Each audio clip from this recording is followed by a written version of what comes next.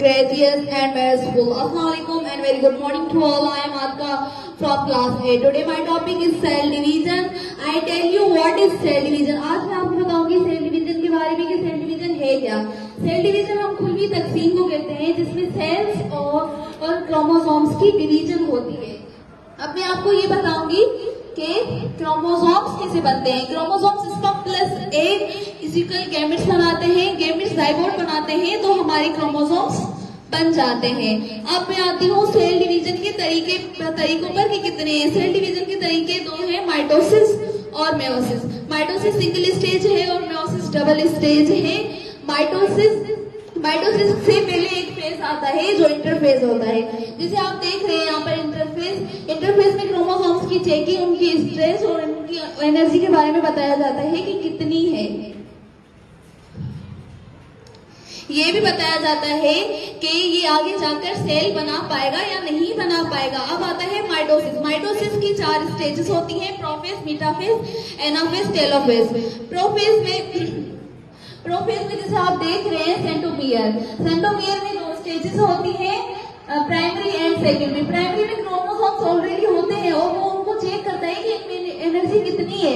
अगर इनमें एनर्जी नहीं होती है तो फिर प्राइमरी उनको सेकेंडरी में भेजता है और सेकेंडरी उनको कवर अप देता है.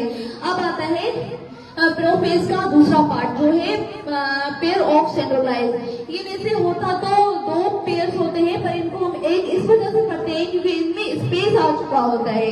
अब आता है एस्टर पेयर ऑफ सेंट्रोलाइज को होल्ड करके रखता है ताकि जो हमारे यहाँ पर क्रोमोसोम्स बन रहे हैं ये इसमें डिस्टर्बेंस क्रिएट ना हो. अगर इसमें डिस्टर्बेंस क्रिएट होगी तो हमारे क्रोमोसोम्स नहीं बनेंगे तो हमारे सेल नहीं बना पाएगा.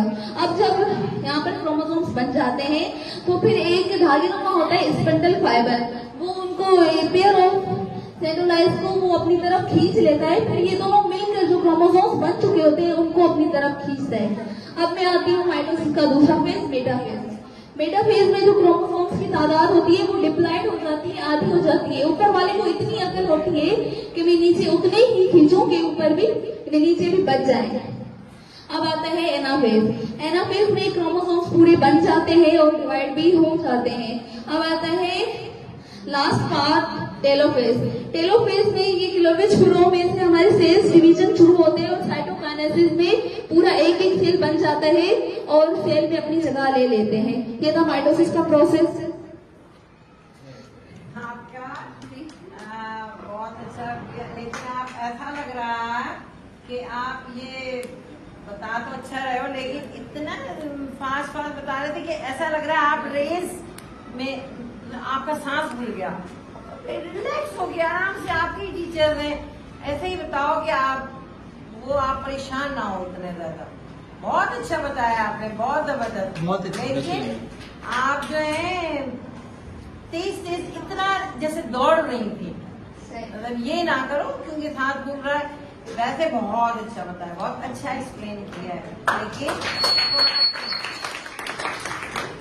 अब आता है सेल डिवीजन का दूसरा पार्ट जो